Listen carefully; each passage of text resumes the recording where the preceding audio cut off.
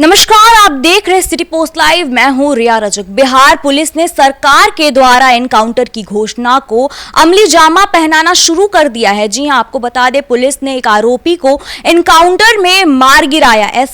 SIT और STF की team ने बुधवार को पटना सिटी के माल सलामी इलाके में एक अपराधी को मुठभेड़ में मार गिराया। जी हां, मृतक की पहचान विकास उर्फ राजा के रूप में हुई है, जो अवैध हथियारों के निर्माण और बिक्री से जुड़ा हुआ था। जी आपको बता दें कि पुलिस के मुताबिक जांच की दौरान जब टीम डमरिया घाट के पास रेड करने पहुंची तो विकास ने पुलिस पर फायरिंग शुरू कर दी। जी हां, जवाबी कार्रवाई में पुलिस ने उसे ढेर कर दिया। इस पूरे मुद्दे पे बातचीत करने के लिए सिटी पोस्ट लाइव के मैनेजिंग डायरेक्टर श्रीकांत प्रत्युष मौजूद है। सर, पुलिस को तो एक बड़ी कामयाबी मिली है और एनकाउंटर भी, आप इसको कैसे देख रहे हैं? देखिए, अभी गोपाल खेमका की जिस तरह से दिन दहाड़े हत्या हुई है, मतलब रात ही में हत्या हुई है, लेकिन उसको कहेंगे सरेआम हत्या हुई है, और वो भी वीआईपी इलाके में, उसको लेकर सवाल उठ रहे हैं कानून व्यवस्था को लेकर।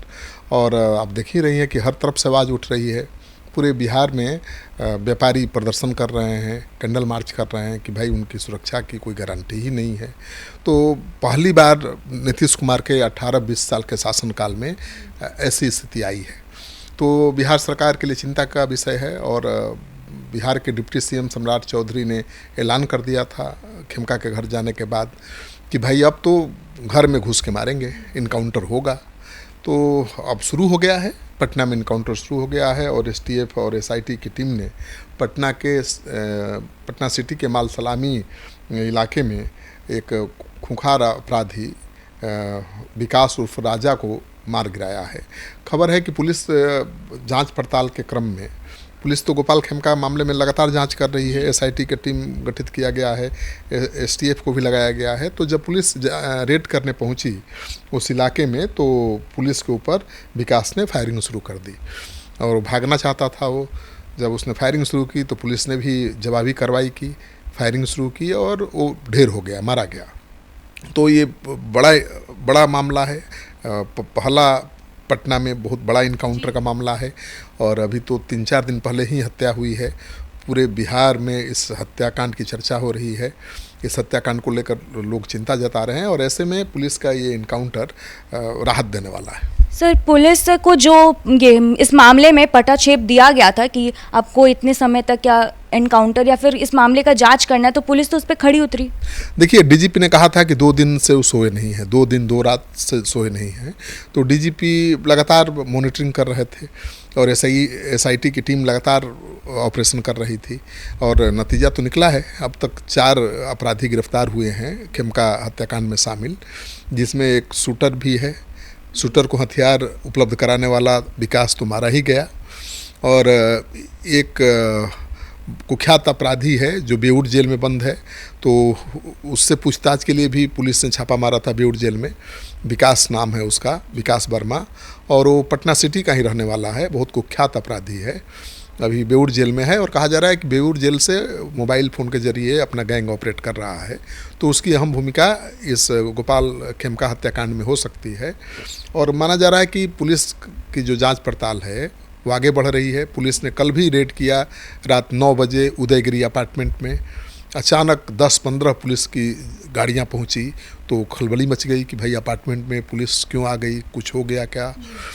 मुझे भी फ़ोन आया कि भाई पुलिस की 10-12 गाड़ियां पहुंच गई हैं उदयगिरी अपार्टमेंट में, पता करिए क्या हो गया। मैंने तुरंत पता किया, पता चला कि वहाँ पुलिस रेड करने गई थी। जो इनकाउंटर हुआ, इनकाउंटर के बाद पुलिस सीधे पहुंची थी उदयगिरी अपार्टमेंट में। और वहाँ पर 6 नंबर 101 फ्लैट नंबर है 601, उसमें छापा मारा, जिसमें पकड़ा गया एक बिल्डर। और कहा जा रहा है कि इस बिल्डर का कनेक्शन इस बिल्डर का जो कनेक्शन है वो इस हत्याकांड से है। और आपको पता ही है कि उमेश यादव एक शूटर है जिसने गोली मारी थी, जिसका वीडियो सामने आया था कि किस तरह से पहले घात लगाकर अपार्टमेंट के बाहर वो बैठा हुआ था, इंतज़ार कर रहा था। और गोपाल खेमका की गाड़ी जैसे ही पहुंची वो गया हेलमेट पहन के और एक गोली मारी, काम खत्म। सटाकर सर में एक गोली मार दी और मार करके ठीक अपनी गाड़ी स्कूटी की तरफ बढ़ता है और बैठ करके तुरंत चल देता है, एकदम इकलौता एक आदमी। तो उसको भी गिरफ्तार कर लिया गया है, उमेश यादव नाम है। और उदयगिरी अपार्टमेंट से भी बिल्डर को गिरफ्तार किया गया है जिसका नाम अशोक कुमार है। तो माना जा रहा है, पुलिस मान रही है कि इस हत्याकांड का मामला किसी भूमि विवाद से जुड़ा हो सकता है। और सूत्र कई तरह की बातें बता रहे हैं। बताया भी जा रहा है कि गोपाल खेमका के पुत्र ने कोई लैंड डील किया था और उसमें कोई अपराधी बीच में आ गया था और वो हत्या की वजह हो सकती है। तो पुलिस अनुसंधान कर रही है और पुलिस ये मानकर चल रही है कि इस हत्या के पीछे जमीन विवाद है। सर, इस इनकाउंटर के बाद अपराधियों के बीच तो जरूर खौफ पैदा हो गया होगा। हाँ, देखिए, इनकाउंटर होगा तो खौफ पैदा होगा। और आप देख ही रहे कि हमारा पड़ोसी राज्य उत्तर प्रदेश, वहाँ योगी आदित्यनाथ आए तो कितना कंट्रोल हुआ अपराध पर। तो इनकाउंटर, बुलडोजर एक्शन उन्होंने शुरू किया, उसका असर दिख रहा है। एक ज़माना था जब नोएडा में, गाज़ियाबाद में लोग रहना नहीं चाहते थे क्योंकि वहाँ गुंडों का राज चलता था। लेकिन योगी आदित्यनाथ के आने के बाद जो इनकाउंटर शुरू हुआ उसका इम्पैक्ट दिखा और अब पूरे उत्तर प्रदेश में अपराधी खौफ में हैं। तो यहाँ भी अगर इनकाउंटर शुरू हो गया है तो खौफ तो पैदा होगा ही।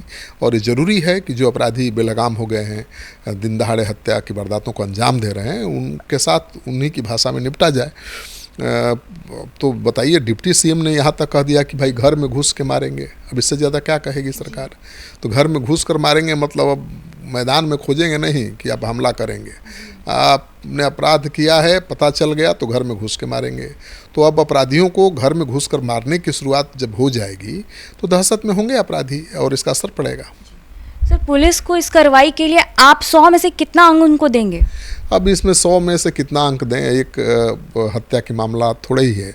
आप पता करिए, पिछले 24 घंटे के अंदर बिहार में 9 लोगों की जान गई है। पूर्णिया में एक परिवार के 5 लोगों की हत्या कर दी गई है। पहले उनको पीटा गया डायन होने के आरोप में, अंधविश्वास के कारण एक महिला को डायन करार दे दिया गया। जब गांव के लोग उसके घर पहुंचे तो घर वालों ने विरोध किया, तो सब घर वालों की जमकर लाठी डंडे से पिटाई हुई और जिंदा उनको जला करके खाक में मिला दिया गया। तो जहां आम लोग, ग्रामीण, कानून को अपने हाथ में ले रहे हैं और एक परिवार के 5 लोगों को जिंदा जलाकर मार दे रहे हैं, उस राज्य में कानून व्यवस्था की क्या स्थिति है, सवाल तो उठेगा। और विभिन्न घटनाओं में, जैसे बिहार शरीफ, मुजफ्फरपुर और भी कई जगहों से खबर आ रही है कि करीब 4 लोगों की हत्या हुई है। तो एक दिन में 24 घंटे में 9 लोगों की हत्या ने तो सबको अभी दहला के रखा है। बीते दिन खगोल में भी एक टीचर को मार दिया गया। बिल्कुल, शिक्षक की भी हत्या हो रही है, व्यापारियों की हत्या हो रही है और रंगदारी मांगने की घटनाएं लगातार सामने आ रही हैं। तो मैंने बताया ना कि सुशासन के 18-19 साल में मैंने ऐसा माहौल कभी नहीं देखा। पहली बार व्यापारी आक्रोशित हैं, खफा हैं और सड़क पर उतर रहे हैं। तो पुलिस ने एक्शन तो शुरू किया है। अब एक्शन का कितना इम्पैक्ट दिखता है ये तो आने वाला वक्त बताएगा। इनकाउंटर हुआ फिर भी अगर क्राइम होता रहा तो कोई मतलब नहीं है। इनकाउंटर शुरू हुआ और क्राइम थम गया, लगाम लग गई तो माना जाएगा कि पुलिस को कामयाबी मिल गई। क्योंकि देखिए, पुलिस मुख्यालय में एडीजी हेडक्वार्टर है कुंदन कृष्णन, उनके नाम से ही अपराधियों की पतलूनें गिली हो जाती हैं। एडीजी है विनय कुमार, कई नक्सली इलाकों में वो काबिल तारीफ काम कर चुके हैं, बहुत अनुभव है और कानूनी दांव-पेच को बखूबी समझते हैं वो। तो दोनों ऐसे अधिकारी मुख्यालय में बैठे हुए हैं, इसके बावजूद भी अपराधी अगर चुनौती दे रहे हैं तो सवाल तो उठेगा। अब पुलिस ने एक्शन शुरू किया है। पहले ऑपरेशन लंगड़ा चला रही थी पुलिस, उस ऑपरेशन के तहत 1 दर्जन से ज़्यादा अपराधियों की टांग में गोली मारी गई। अब चूँकि राज्य सरकार के डिप्टी सीएम ने कह दिया कि घर में घुस कर मारेंगे, तो पुलिस ने अब मारना भी शुरू कर दिया है। इनकाउंटर शुरू हो गया ना, तो अब इनकाउंटर का दौर अगर जारी रहा तो खौफ पैदा होगा और फिर से सुशासन की वापसी होगी, ऐसी हम कामना करते हैं। तो जैसा कि आप सुन रहे थे, गोपाल खेमका के मर्डर केस में कैसे पुलिस एक्टिव नजर आ रही है, तो आपकी क्या राय है हमें कमेंट बॉक्स में ज़रूर बताइएगा। देखते रहिए सिटी पोस्ट लाइव, तब तक के लिए धन्यवाद।